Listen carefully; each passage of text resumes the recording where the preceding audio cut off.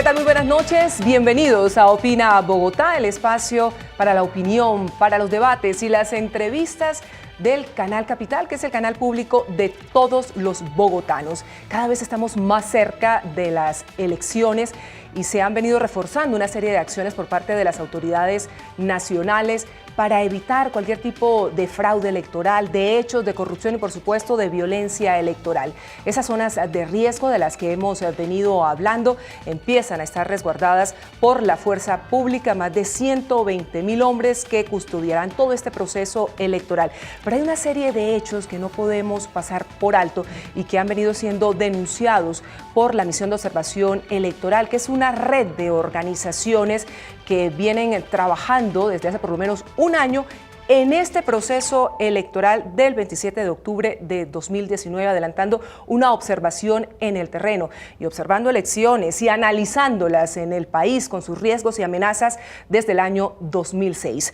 Camilo Vargas es el coordinador del Observatorio Político de la MOE, de la Misión de Observación Electoral, y está con nosotros esta noche en Opina Bogotá para contarnos lo último acerca de esta labor muy juiciosa que adelanta la MOE en la mayor parte del territorio nacional. Camilo, ¿qué tal? Muy buenas noches, ¿cómo está? Erika, muchas gracias por la invitación. Muy bien, preparados para las elecciones. ¿Estamos preparados? ¿Usted cree? ¿Cómo las ve? ¿Cuál es el diagnóstico, el análisis que hace la Misión de Observación Electoral frente a este proceso en el que estamos llamados a participar 36 millones de ciudadanos y a elegir alcaldes, gobernadores, consejos, asambleas, también por supuesto los ediles entre más de 116.000 candidatos? Así es. Son unas elecciones muy complejas, las primeras elecciones locales después del acuerdo de paz, y sin lugar a dudas ese contexto del posacuerdo está influenciando mucho estas elecciones.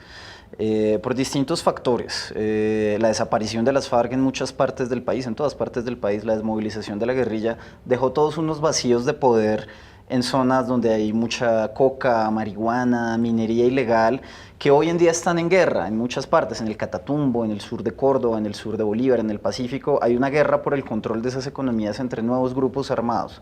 ¿Qué tiene que ver esa guerra del país en conflicto con una ciudad como Bogotá? Bueno, pues que en esa guerra se está generando muchos recursos que no estamos logrando detectar bien y que siempre amenazan con infiltrarse dentro de las elecciones de cualquier parte del país. Detrás de eso, eso es lo que vemos, que está detrás del riesgo de violencia, del riesgo de fraude, pero pues por eso hemos hecho nuestras alertas de riesgo electoral, complementado las de la Defensoría del Pueblo, las de la Policía. Vamos a tener más de 3.300 observadores electorales en más de 560 municipios del país este próximo domingo, así que bueno, esperamos desde los ojos de la ciudadanía poder ayudar a contrarrestar esas amenazas y que sean unas elecciones ojalá tranquilas y transparentes. Procuraduría ha hecho su propia alerta, advirtiendo el procurador Carrillo que el 30% del país está en riesgo electoral. Lo propio ha hecho también el fiscal encargado, el señor Espitia, y la policía está trasladando a determinadas zonas del territorio nacional un refuerzo adicional donde podrían presentarse escenarios de azonadas o de disturbios por la no aceptación de los resultados electorales. ¿Qué ha detectado la Misión de Observación Electoral frente a zonas de riesgo por fraude, por corrupción y también por violencia electoral? Bueno, en nuestro mapa de riesgo electoral que lanzamos hace un mes y que sus resultados son públicos, los puede consultar la ciudadanía en nuestra página web, incluso un libro.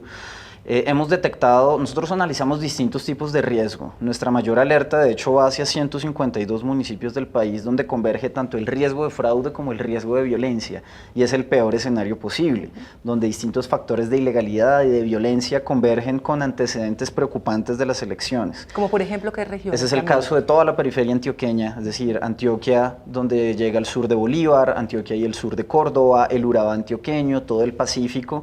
Las comisiones escrutadoras, que es donde se suman los votos después del día de las elecciones, en ciudades como Apartadó, en Antioquia, como en Quibdó, Chocó, tienen antecedentes muy graves de manipulación, de intentos de fraude en 2018, de parte de personas que se infiltran en esas comisiones escrutadoras. Así que allá está puesta nuestra mayor alerta, también el Pacífico nariñense, en el norte del Cauca, en menor medida que antes en Arauca, en el Catatumbo y en la Sierra Nevada de Santa Marta, que incluso había desaparecido de las mediciones de riesgo, pero volvió a aparecer este año. También pasó eso con el Carmen de Bolívar, en los Montes de María. Entonces, tenemos menos riesgo que otros años, pero se mantienen esos focos de alerta. Algunos municipios sí que han sido históricos, que año tras año están en riesgo extremo. Y pues bueno, es allí donde hemos pedido la máxima alerta, pero no son las únicas alertas que lanzamos. Nosotros, por ejemplo, tenemos un mapa solo de riesgo de fraude electoral, y ese mapa ya nos muestra 461 municipios del país, ya es un volumen amplio, mucho mayor de municipios, muchas regiones distintas, ahí sí donde no es necesariamente la guerra o grupos armados ilegales o un contexto de ilegalidad, pero sí pequeños fenómenos de corrupción los que pueden llegar a poner en riesgo las elecciones. Como por ejemplo, ¿qué han podido establecer en esos 460 municipios? Bueno, hay distintos tipos de factores. Por ejemplo, hablemos del de la transhumancia, que incluso merece su propio, o tiene su propio mapa dentro del libro. El riesgo de transhumancia, de que se esté haciendo trasteo de votos, lo tenemos identificado en zonas como toda la región del Magdalena, de Cundinamarca, en zonas como los municipios petroleros del Meta, los municipios mineros del Cesar, todo el sur del Atlántico y la zona cienaguera entre Magdalena y Bolívar.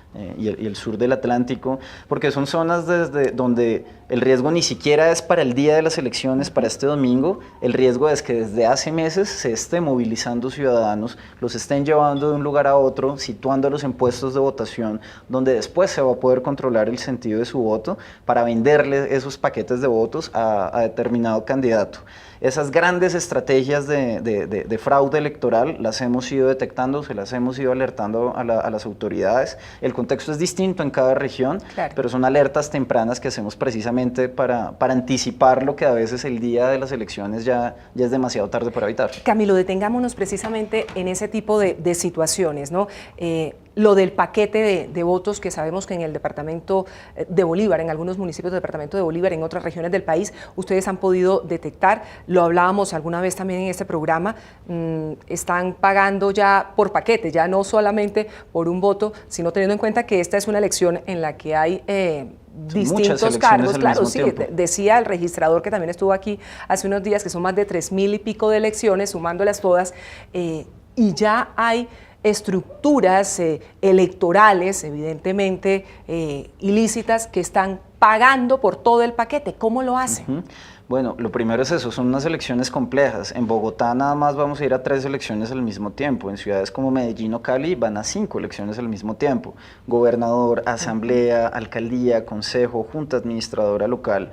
Muchas veces eso incluso es confuso para la ciudadanía, no se entiende. Ellos piensan que van a votar por el alcalde y que es todo lo demás. Y tristemente en muchas ciudades, como en toda el área metropolitana que rodea Cartagena, es decir, Cartagena y los municipios del Canal del Dique, hemos evidenciado por las denuncias que la ciudadanía le envía a la MOE, esos casos en los que se está pagando no solo por comprar el voto a la alcaldía, sino a la gobernación y por un diputado a la asamblea y por un concejal. Y eso lo que refleja es un gran movimiento de dinero detrás de empresas criminales del voto, porque son empresas que mueven mucha plata, mueven a mucha gente para lograr sesgar la libre voluntad de los ciudadanos. Eso la ciudadanía ya lo pudo ver el año pasado en el caso de Aida Merlano, el hecho de que encontraran en esa llamada Operación Casablanca, listados, códigos QR para identificar a las personas, dinero, listados armas, clarísimos, sí, dinero y armas, es decir, en un ambiente tanto de corrupción y de presión violenta a la ciudadanía. Eso se detectó en Aida Merlano, digamos, no más en Barranquilla, eso se ha denunciado desde años con muchos otros candidatos barranquilleros, con muchos otros candidatos de otras partes de Colombia y no solo del Caribe, eso pasa en todo el país.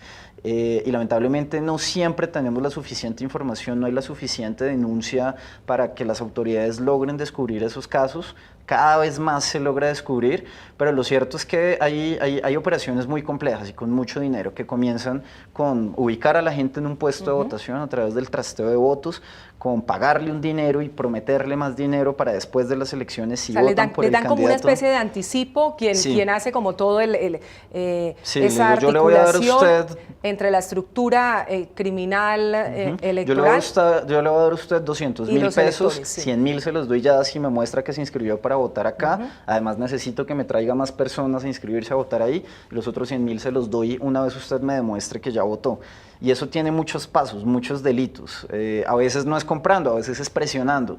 Entonces es como yo lo voy a sacar a usted del hospital, lo voy a echar de los servicios generales de estas oficinas, no lo voy a seguir contratando para que me haga un arreglo eléctrico, para lo que sea, a menos de que usted vote o que usted se inscriba para votar acá y después que vote por este candidato.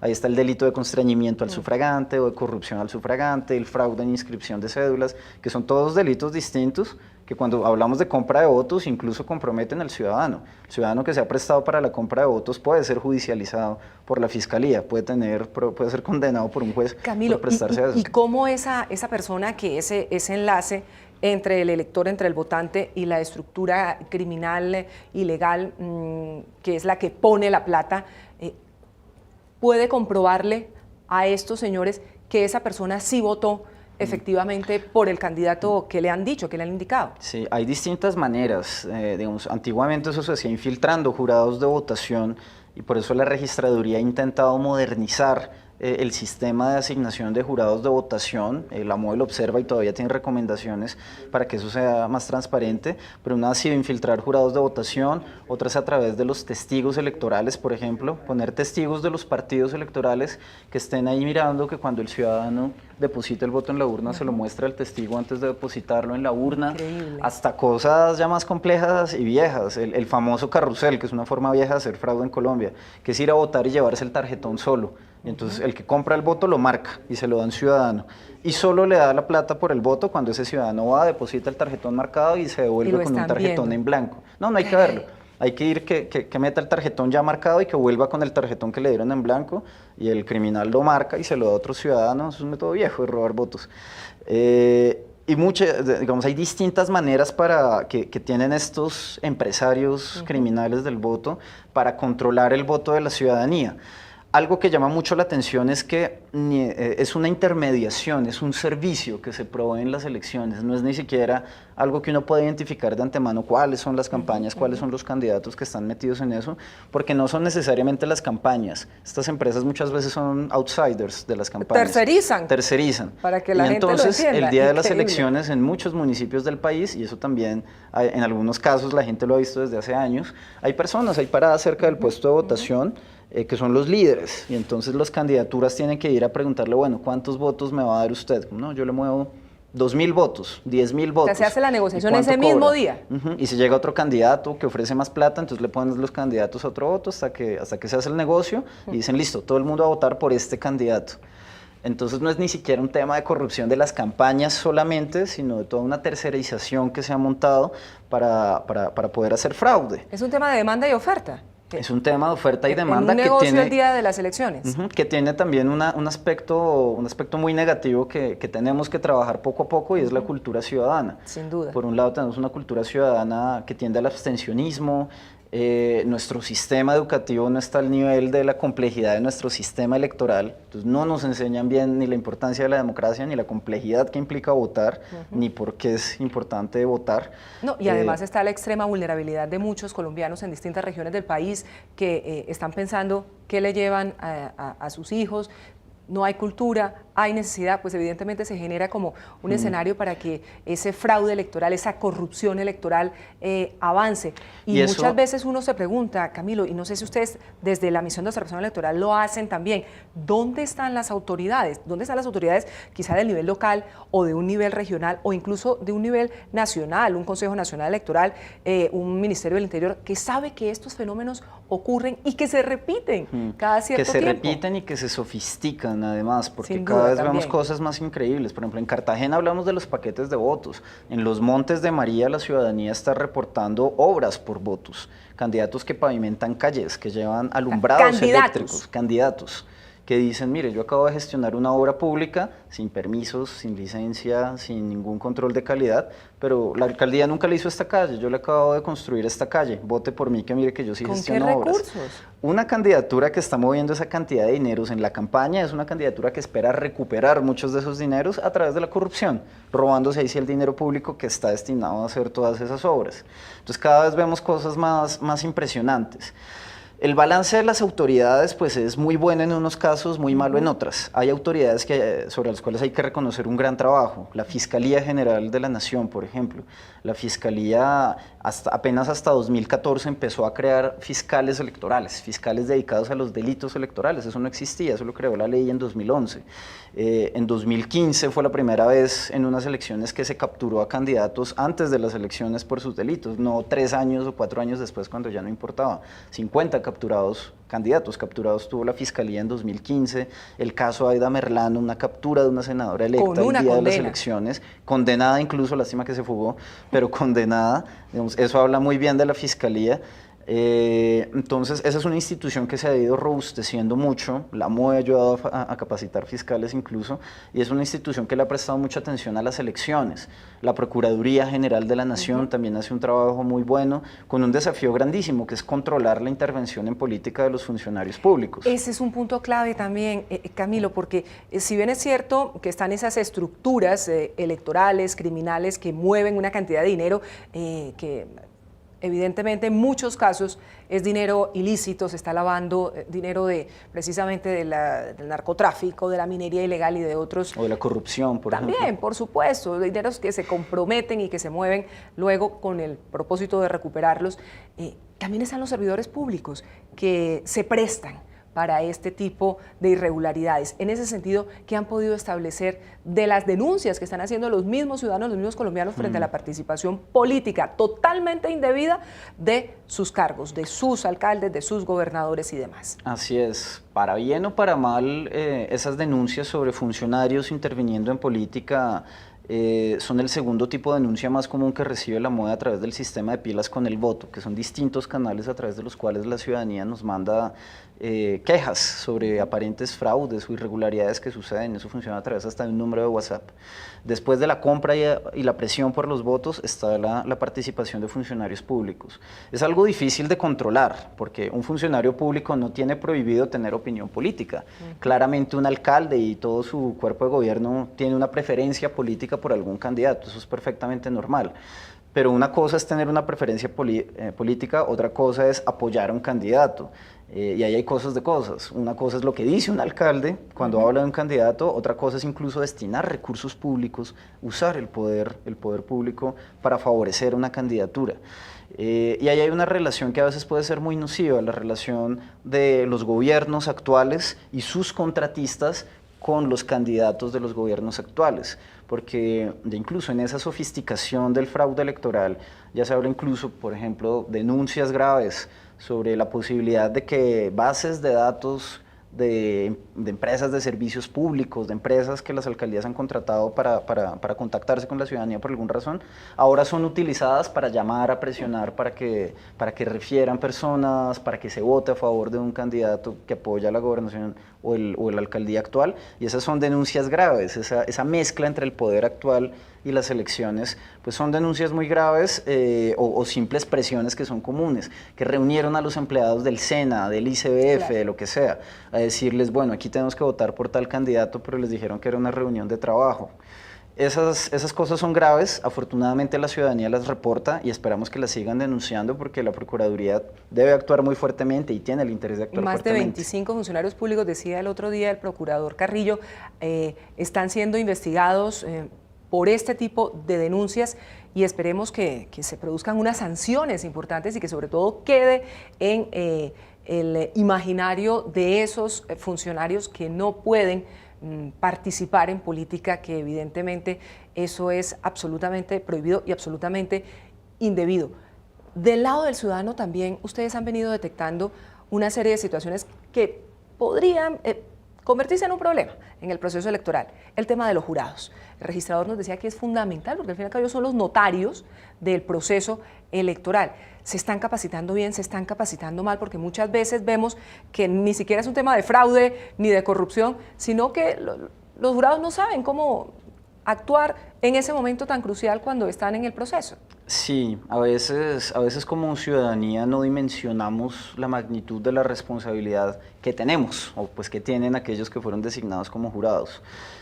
porque existe, por ejemplo, la falsa creencia de que la registraduría cuenta los votos, y en realidad la registraduría es la logística de las elecciones, dispone de todo el material electoral, pero quienes cuentan los votos son los mismos ciudadanos, los jurados de votación son los encargados de sumar bien, son los responsables cuando suman mal, son los que tienen que escribir bien los resultados, que garantizar que todo sea transparente, porque si el jurado de votación falla, le hace trampa a la democracia, y el jurado es un ciudadano. Y bueno, ahí siempre ha habido un problema, y es que Registraduría tiene buen material de capacitación, pero siempre ha sido muy difícil lograr que toda la ciudadanía vaya a las capacitaciones, que toda la ciudadanía se entere de cómo ser un buen jurado. Empezando porque es difícil de que a la ciudadanía le parezca importante. Para muchos es una carga, ¿no? Tener que ir a trabajar todo el domingo. Decir, estar ahí prestando este Ahí, servicio. no siempre los incentivos que genera la ley para ser jurado son del todo correctos. Ahí hace falta un trabajo, una reflexión mayor de parte del Congreso de la República. Cuando miramos los incentivos que da la ley para ser jurado, resulta que el ciudadano que está incentivado para ser jurado es un hombre, más que todo, porque hay descuentos en la libreta militar, que con aspiraciones a la educación superior, porque hay beneficios para presentarse a una universidad pública, con aspiraciones a un cargo público o con empleo formal, porque le da un día libre. Entonces, ¿dónde queda todo el resto de los colombianos que no son hombres o que no tienen trabajo formal o que no aspiran a salir del país para obtener un descuento en el pasaporte, a entrar a la universidad pública porque no tuvieron una buena educación, etcétera? Nos está quedando mucha población desincentivada a ser jurado, a preocuparse por la democracia. Entonces tenemos que trabajar también en ese campo, cómo incentivar a la ciudadanía a que entienda la importancia de votar y de ser jurado de votación. Y ahí me salto también una responsabilidad más alta. Tenemos cerca de 100.000 mesas de votación en más de 10.000 puestos de votación, que es donde los jurados cuentan los votos y escriben en los famosos formularios E14 el resultado de la elección en cada mesa. Luego eso se lleva a 2.700 comisiones, donde hay unos jueces y funcionarios de la registraduría y otras personas. Esas son las comisiones escrutadoras. En las comisiones escrutadoras, que en Bogotá, por ejemplo, es Corferias, que tiene muchísimas comisiones, cientos de comisiones instaladas, donde llegan las bolsas de votación de todos los puestos, todos los formularios E14, y por la obsolescencia de nuestras leyes electorales, a mano tiene que digitarse cada voto de cada candidato dentro de un software de escrutinios. Ahí también a veces falta responsabilidad de los jueces y los notarios de la República, que son designados como escrutadores, que no le paran bolas, que no vigilan. Ahí también está la registraduría. Ahí hace falta responsabilidad de los partidos políticos, que no siempre mandan testigos allá porque no se entiende bien cuál es la importancia. Nosotros estamos acostumbrados a ver el resultado de las elecciones a las 7 de la noche. Eso se llama el preconteo y es un resultado informativo. El resultado legal se puede tomar semanas o meses en salir, y a veces también ahí se hacen muchos fraudes. Entonces, una buena alerta también es a que sean responsables los miembros de estas comisiones escrutadoras, pero a que los partidos sobre todo vigilen esas comisiones para que no nos hagan fraudes después en el conteo. Mire este dato que precisamente la MOE ha venido advirtiendo. 13 departamentos tienen menos del 40% de los jurados inscritos capacitados. ¿Cuáles son esos departamentos? Vichada, Caquetá, Cauca, Putumayo, Norte de Santander, Bolívar, Atlántico, Magdalena, Boyacá, Cundinamarca, Tolima, La Guajira y Chocó. Son departamentos donde hay muchas denuncias y cuestionamientos frente a temas de fraude electoral o de riesgo de corrupción electoral, y si los jurados no están bien capacitados, bien preparados, pues evidentemente esa situación puede ser mucho más dramática. Así es, así es. Esas cifras las sacamos una semana antes de las elecciones, a finales de la semana pasada. Sabemos que la registraduría está en una tarea maratónica de capacitar ciudadanos, de volverlos a invitar si no van a las capacitaciones. En lugares como Bogotá eso está funcionando muy bien, ya se está llegando a porcentajes muy cercanos al 100%, van por el 70% a mediados de la semana de capacitación de jurados. El desafío es poder lograr que en esas otras partes del país, en lugares como La Guajira, que tienen esos escándalos electorales evidentes, como Chocó, como Vichada y Guainía, se logre capacitar a la ciudadanía. Nosotros hemos evidenciado problemas grandísimos que exceden otra vez a la autoridad electoral, que son responsabilidad de normas viejas que el Congreso nunca ha querido actualizar. Por ejemplo, en Guainía tenemos puestos de votación que por ley no pueden ser ubicados donde vive la gente, sino donde administrativamente queda la capital o el corregimiento departamental, la cabecera, por decirlo de algún modo. Y hay jurados que ni siquiera llegan a los puestos de votación porque nadie les da la gasolina de las 6 horas de lancha que tienen que tomar para llegar a un puesto puesto de votación que ni siquiera está donde está la gente. Ese problema de acceso a puestos de votación en todos estos territorios antiguos, territorios nacionales, o que desde Bogotá a veces podríamos llamar periféricos, es un problema muy grande al que hay que prestarle mucha atención, porque además son esos mismos territorios los que históricamente han estado excluidos de la democracia, donde históricamente se ha dado el conflicto armado, donde está reviviendo el conflicto armado, y hay que prestarle mucha atención a dar los recursos suficientes, a adecuar las normas a todos estos territorios que deben incluirse en la democracia en vez de mantenerlos así aislados. Bueno, hay otro tema que también es clave que la audiencia lo tenga claro, porque al fin y al cabo ese control social, esa sabiduría ciudadana, pilas con el voto, va a seguir activo durante estos próximos días y también posterior, claro, de las elecciones, porque tenemos que seguir atentos a lo que está pasando con este proceso electoral, que no termina solo con la elección de estos cargos territoriales, y es lo que tiene que ver con la financiación de las campañas. Si bien es cierto y nos quejamos en reiteradas ocasiones que es que los jurados no se capacitan porque no tenemos cultura ciudadana, cultura electoral y demás, uno se queda a veces tan preocupado, Camilo, de lo que está pasando con estos hombres y mujeres que aspiran a convertirse en nuestros gobernantes. ¿Por qué no les interesa? Y uno empieza a pensar ahí mal, reportar sus gastos de campaña si saben que tienen que hacerlo. ¿Qué hay detrás de todo esto? Bueno, tú ahorita me preguntabas, Erika, el balance de las autoridades, cuáles van bien, cuáles van mal. Bien dijimos, va la Fiscalía, la Procuraduría, la Registraduría. ¿Quiénes van mal? Dos principalmente se rajan en las elecciones. El Congreso de la República, que tiene la responsabilidad de actualizar las reglas y nos sigue haciendo elecciones con un código electoral de 1986 que no tiene nada que ver con el país que tenemos ahora. Eso es un primer problema y una responsabilidad del Congreso de la República. Y en segunda medida, el Consejo Nacional Electoral se raja en las elecciones. No por falta de voluntad de sus magistrados, porque hay que reconocer que el difunto presidente Heriberto Zanabria fue muy consciente de los problemas de su institución, impulsó mucho lo que la institución podía hacer. El actual presidente Hernán Penagos también es una persona que conoce muy bien los problemas de las elecciones. Si y tiene muy buena... Más de 700.000 cédulas. Digamos, sí, lideró la anulación de cédulas. Los magistrados como tal no son el problema es la institución. Eso es algo que vuelve a caer al Congreso de la República. Tenemos una autoridad electoral diseñada para no funcionar. Tenemos a 9 magistrados en el último piso del edificio de la Registraduría controlando a 117.000 campañas electorales. Con unos tribunales seccionales, también funcionarios muy comprometidos, pero que llegan tarde a las elecciones, que no siempre tienen la formación, el conocimiento de lo complejo que es lo electoral para poder vigilar a todas las campañas. Y entonces es una autoridad que no tiene el suficiente poder técnico ni financiero, no tiene el músculo para controlar estas elecciones, sobre todo unas elecciones locales con tantos candidatos. Y eso es un problema muy grande, porque entonces, por ejemplo, la financiación, que la MOE ha dicho, ese es otro de los ejes transversales del riesgo electoral, los dineros ilegales de la corrupción, del narcotráfico, de la minería ilegal, que se meten a las campañas electorales, que optan por un candidato y no otro, y que en ese marco le ayudan a hacer fraude a uno o ayudan a ejercer violencia a favor de unos y en contra de otros. Ese problema del dinero electoral está absolutamente descontrolado en Colombia, y eso es muy triste. Las normas, la resolución 3097 del 2013 del CNE dice muy claramente que todas las campañas, una semana después de causar ingresos y gastos, deben actualizar esa información en el aplicativo Cuentas Claras. ¿Y qué está pasando a día de hoy, Camila? Cualquier ciudadano se debe poder meter a cnecuentasclaras.gov.co, buscar a su candidato y mirar, o al que quiera, y mirar cuánto dinero ha ingresado y cuánto ha salido.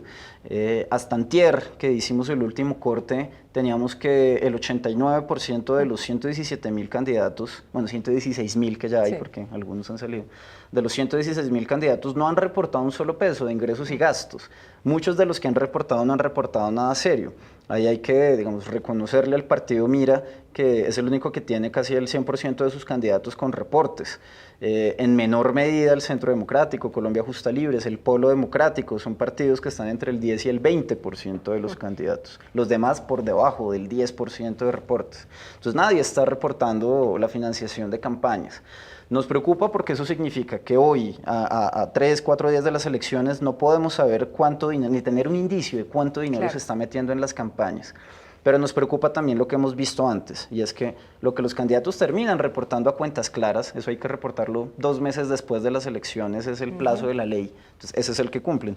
El 27 de diciembre llegan los reportes de cuentas claras cuando todos estamos de fiesta. Lo que han reportado en años anteriores nos muestra que las cuentas no son claras, que como dice Transparencia por Colombia, que se inventó el aplicativo Cuentas Claras, en vez de una rendición de cuentas hacen una rendición de cuentos, que es bien preocupante. Y Transparencia por Colombia le ha pedido a los candidatos en aras precisamente de esa transparencia, de esa claridad, que muestren sus declaraciones de renta y tampoco... Claro, no lo hacen, pero además no hay autoridades pidiendo. Hay un dato que nos preocupa mucho. Por ejemplo, hace 4 años que la financiación reportada fue de casi 500.000 millones de pesos en cuentas claras. Nos pusimos a analizar esas cifras hasta este año que conseguimos los datos. Nos dimos cuenta que el 95% del dinero con el que se hace campaña electoral es de origen privado. Los anticipos del Estado no llegan. No llegan porque hay que tener una póliza de seguros que ninguna aseguradora le entrega a ningún candidato, entonces nadie accede a los anticipos del Estado. Bueno, hacemos campañas con dinero privado.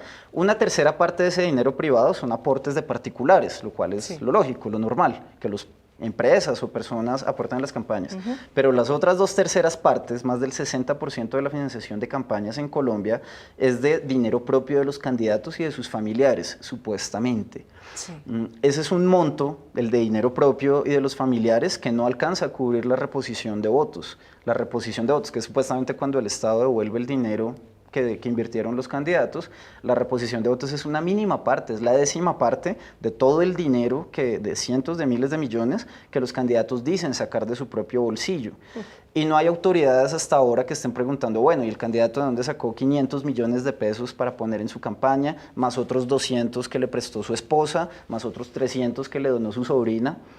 ¿De dónde sale toda esa cantidad de plata? Sí. Pero adicionalmente, Camilo, si uno comienza a ver en el caso de los candidatos que se presentan por recolección de firmas y que están haciéndolo desde hace muchos meses antes de comenzar a la campaña, pues evidentemente para poder participar en el proceso, ¿quién regula eso? ¿Cuánto se han gastado? ¿Quiénes están aportando en ese momento a financiar todo un ejército de personas?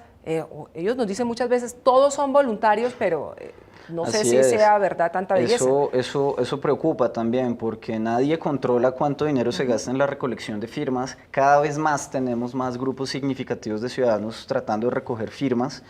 Y aunque esa es una expresión válida de la ciudadanía, pues independiente de los partidos políticos, nos preocupa cada vez más ver a políticos tradicionales que vienen de un partido político claramente identificado, que dicen, no, yo me salí del partido.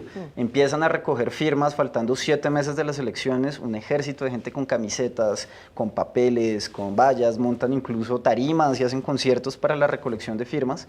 Y la autoridad electoral no pide cuentas de todo ese dinero. Eso es campaña extemporánea, sobre todo cuando vemos que esos candidatos independientes luego aparecen coaligados con un montón de partidos que ya se sabía que los apoyaban antes. Sí, porque con cara quieren ganar y con sello también. Hay otro punto que es muy importante, que también vale la pena que lo saquemos aquí a colación, y es lo que tiene que ver con los resultados electorales, que muchas veces no son aceptados por los ciudadanos en determinadas regiones. Y hay regiones incluso, Camilo, ustedes lo han venido comprobando elección tras elección, que de manera histórica generan disturbios, incluso azonadas.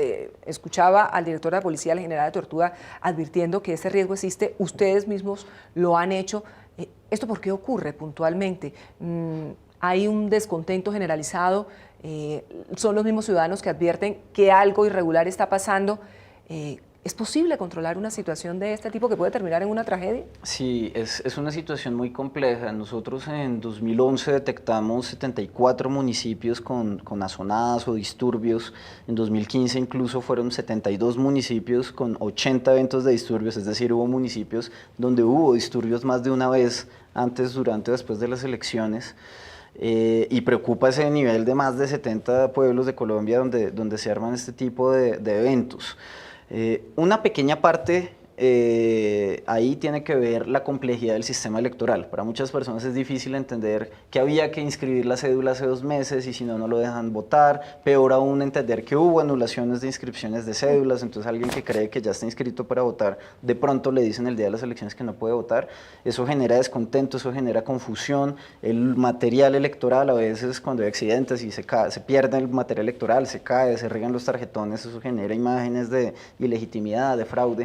Entonces hay una parte de nuestro complejo sistema electoral que tiene que ver ahí, y es que es muy difícil entender cómo funcionan las elecciones, cómo se cuentan los votos, y es fácil que haya la impresión de que hay fraudes, como el típico caso de los números de la registraduría, que esto era un tachón y se convirtió en un 7, que la MOE demostró que no era un fraude a favor de ningún candidato, eran errores de los jurados de votación. De lo que hablábamos hace un momento. Pero eso genera un efecto de legitimidad muy grande. Pero lo que realmente motiva este tipo de disturbios que vemos en los municipios del país, tristemente, son las campañas electorales.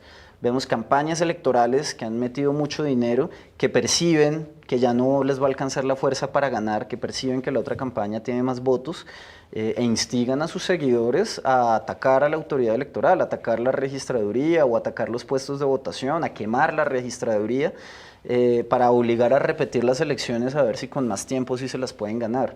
Eso es gravísimo. Las personas que instigan eso deben ser judicializadas. De hecho, ahí también el ciudadano debe saber que si se presta para hacer eso, lo pueden judicializar por otro delito, que es la perturbación al certamen democrático. Pero hay unos instigadores que nos preocupan mucho. Los registradores de La Guajira han denunciado ya desde hace unos días la organización de piedratones en redes sociales. Para el día de las elecciones. Invitando a una piedratón en municipios como Barrancas, por ejemplo, el municipio de Kiko Gómez. En municipios como Barrancas, como Atonuevo, otros municipios de La Guajira, han llegado mensajes de piedratones diciendo vamos a atacar a la registraduría porque esto es ilegítimo, porque están haciendo fraude. Independientemente de que se haya producido el proceso electoral y que conozcamos los resultados. Sin haber votado aún. Y eso es bastante irresponsable por la seguridad de las personas que trabajan en la logística electoral y por la misma estabilidad y legitimidad de la democracia. Entonces es muy triste ver a ciudadanos prestándose para atacar, como lo vimos hace 4 años en Plato Magdalena, en Bojayá, en Chocó, en la Sierra Cauca, en distintos municipios del país. A veces estallan estos intentos de disturbio, en Tumaco, por ejemplo, también pasó. Que tergiversan mucho además todo el esfuerzo logístico que hacen tantas organizaciones, que hacen los mismos candidatos para poder celebrar las elecciones. Aparte de La Guajira, ¿hay otras regiones que les preocupen frente al riesgo de azonadas? Por ejemplo, el sur del Atlántico, particularmente el municipio de Campo de la Cruz, es un municipio donde la tensión entre las campañas electorales, el nivel de agresividad que se da en el marco de una campaña muy reñida, nos da indicios de que los ánimos se pueden caldear al punto de que haya ataques violentos, o entre las campañas, o contra la autoridad electoral. El municipio de Simití, en el sur de Bolívar, por ejemplo, allá cerca de la serranía de San Lucas, mientras que el vecino municipio de Norosí tiene más garantías de protección. El mismo alcalde de Simití dice como mi municipio está quedando desprotegido, las campañas dicen que entonces se van a armar, porque no hay garantías de seguridad para sus elecciones, y eso es algo muy triste de ver en campañas electorales. La policía, a través del Plan Democracia, que es el plan de despliegue para las elecciones, hace un buen plan de contingencia, incluso para tener fuerzas antimotines en puntos donde se puedan desplazar hacia donde haya disturbios. Entonces es relativamente, hay cómo reaccionar a que emerjan estos disturbios, pero igual es muy triste que eso suceda. Municipios como Morales, también en el sur de Bolívar, tienen un historial de azonadas o de disturbios que es muy lamentable, porque allí participa la ciudadanía, allí participan las campañas electorales y es una forma sucia de hacer democracia. Claro, y además es ya como una lección desafortunada pero aprendida, que luego de cada proceso electoral hay que levantar a piedra la registraduría si es que yo no estoy de acuerdo con el resultado, si no ganó mi candidato. Y eso pues evidentemente es un flaco favor que se le hace a la democracia. Se nos está acabando el tiempo, Camilo, pero no quiero que se me vaya sin preguntarle un par de cosas, porque de manera reiterada la gente dice, por ejemplo, ahora que hablamos del sur del departamento del Atlántico, donde han llegado tantos colombo-venezolanos retornados, es decir, esta es una zona de la que salieron en los 80 muchísimos ciudadanos colombianos a buscar fortuna o destino en Venezuela. Han vuelto ahora con la crisis humanitaria, económica, social que vive el vecino país, y mucha gente dice, esos son venezolanos que van a votar. Me imagino que también han recibido muchas denuncias en torno a la supuesta participación de ciudadanos venezolanos en este proceso electoral. ¿Cuál es la verdad de este tema? Sí, a la MOE le han preguntado mucho cuál es el riesgo que los venezolanos en Colombia le plantean a las elecciones, y lo que hemos dicho es ninguno. Los venezolanos no son un riesgo para las elecciones, Es muy mal que eso se diga así y nosotros incluso hemos acompañado esos esfuerzos de la Procuraduría, por ejemplo, la Delegada de Derechos Humanos, para combatir la xenofobia y el discurso xenofóbico, que hay campañas que se han aprovechado electorales, que se han aprovechado de eso en el marco de la situación humanitaria que viven las personas que viven en Venezuela. En realidad, la mayor parte de la migración de personas de Venezuela hacia Colombia es de colombo-venezolanos, como tú lo dices, personas que nacieron en Colombia y se habían ido, o hijos de colombianos que nacieron en Venezuela, pero que en virtud de nuestra Constitución tienen pleno derecho de ser ciudadanos colombianos. Así que donde quiera que haya un colombo venezolano con su cédula de ciudadanía, tiene pleno derecho para votar. ¿Y si se inscribió? Y punto, sí. Puede votar porque es ante todo colombiano, que eso no vaya a suponer algún problema también puede el votar día y punto. Ahora bien, de las elecciones. Si hay un riesgo es para ellos, tanto los colombo-venezolanos como los colombianos en condiciones de vulnerabilidad socioeconómica sobre todo, son supremamente vulnerables a la compra de votos o al constreñimiento electoral. A la compra de votos, pues porque las poblaciones más pobres siempre han sido sujetos de la corrupción de parte de las campañas electorales, pero también del constreñimiento. Y ahí volvemos al tema de la participación indebida de funcionarios. En distintas partes del país llegan denuncias de funcionarios que presionan a los electores a través de los subsidios que se entregan. Ahí sí la población colombo-venezolana es sujeto de muchos subsidios, de muchas ayudas del Estado, como también lo es gran parte de la población colombiana, y esa población es especialmente vulnerable a que se le presione, a que le digan, ok, este subsidio que le estamos dando, si no gana tal candidato, no se lo vamos a seguir dando, entonces usted verá. Y me trae por favor a 10 personas que también inscriban su cédula para votar acá, y que vengan y se presenten, y que nos muestren el tarjetón. Entonces, a través de los subsidios también mucha gente entra en esta cadena de delitos electorales de la que hablábamos antes, y por ello es importante protegerlos, más que estigmatizarlos, no estigmatizarlos, proteger a estas poblaciones vulnerables, dentro de las cuales entran los colombo-venezolanos. Y que sepan que ellos también pueden denunciar en Pilas con el Voto y a las autoridades, Procuraduría, Fiscalía, que sus denuncias son totalmente válidas frente a todo este tipo de constreñimiento electoral, si es que están siendo víctimas de ello. Hablemos de Bogotá, de Soacha, Camilo, ya aquí en el cierre de Opina Bogotá. Uno siempre pensaría que en la capital del país, donde hay tanta presencia de autoridades, no hay riesgos. ¿Los hay o no los hay? ¿Qué han detectado? Sí, claro que sí. Bogotá también es susceptible al riesgo electoral. Existe esa mala creencia de que la corrupción es por allá en la costa, en otras partes del país. El mayor escándalo de corrupción en montos de la historia de Colombia sucedió en Bogotá y fue el robo de la fase 3 de Transmilenio.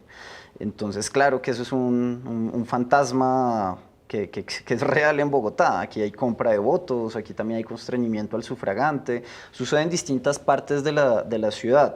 Hay partes que son especialmente vulnerables, buena parte de Suba, de Engativá, de Fontibón, Kennedy, Bosa, Ciudad Bolívar, Usme, algunos barrios incluso de Usaquén, como El Codito, San Cristóbal Norte, bueno, hay distintas regiones que son más vulnerables precisamente por condiciones socioeconómicas.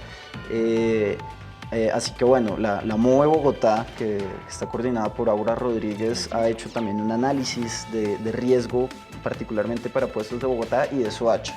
Y lo que hemos encontrado es que en puestos de votación se ven también patrones extraños de comportamiento que nos han llevado a pedir especial acompañamiento a distintos puestos de votación, porque son numerosos los puestos donde hemos pedido ese acompañamiento tanto en Bogotá como en Soacha, y asimismo le hemos pedido a la ciudadanía estar alerta, reportar en Pilas con el Voto. Uno se mete a internet, busca Pilas con el Voto y encuentra pilasconelvoto.com, el número de WhatsApp, los números telefónicos. Les hemos pedido denunciar, porque las grandes ciudades como Bogotá son grandes reservorios de votantes. De hecho, la abstención se suele concentrar en estas grandes ciudades, y cuando hay tanto votante por ahí suelto, pues, que no ha definido su preferencia, es mucho más fácil corromperlo o constreñirlo. Pilas con el Voto, hay que ejercer el derecho este domingo y de manera informada, de manera libre. No es fácil enfrentarse a estas maquinarias electorales, criminales, de corrupción, de constreñimiento. Las mismas autoridades muchas veces están detrás de este tipo de delitos, pero evidentemente es nuestra oportunidad para hacer escuchar nuestra voz. Camilo Vargas, Camilo, el de las elecciones. Vamos a meterle también un gol aquí, Camilo, con ese nombre suyo tan particular, a todo lo que sea la corrupción electoral y el fraude que desafortunadamente ha hecho carrera en nuestro país, es el coordinador del Observatorio Político de la Misión Electoral, de la MOE, Misión de Observación Electoral. Pilas con el Voto. ¿Hay otro lugar donde podamos denunciar, Camilo, en la MOE? Pilas con el Voto o la Uriel, que es el hermano de Pilas Uriel. con el Voto en el gobierno. Son dos sistemas completamente conectados. Hay un numeral en la Uriel, hay un número de WhatsApp en Pilas con el Voto, hay una página web. Mejor dicho, están todos los canales. Es un número gratuito si alguien quiere llamar del teléfono fijo.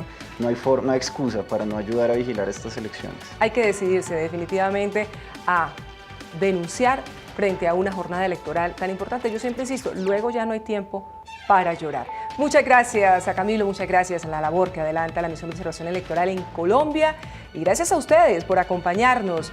Tenemos una cita todos los lunes, martes, miércoles y jueves a las 8:30 de la noche aquí en Canal Capital con Opina Bogotá, este espacio para que hablemos de los temas que le interesan a nuestra ciudad, al país también, que tienen eco en el mundo. Es el espacio para el debate, el análisis y las entrevistas de nuestro Canal Capital, el canal público de todos los bogotanos. Hasta una próxima oportunidad, que tengan muy buenas noches.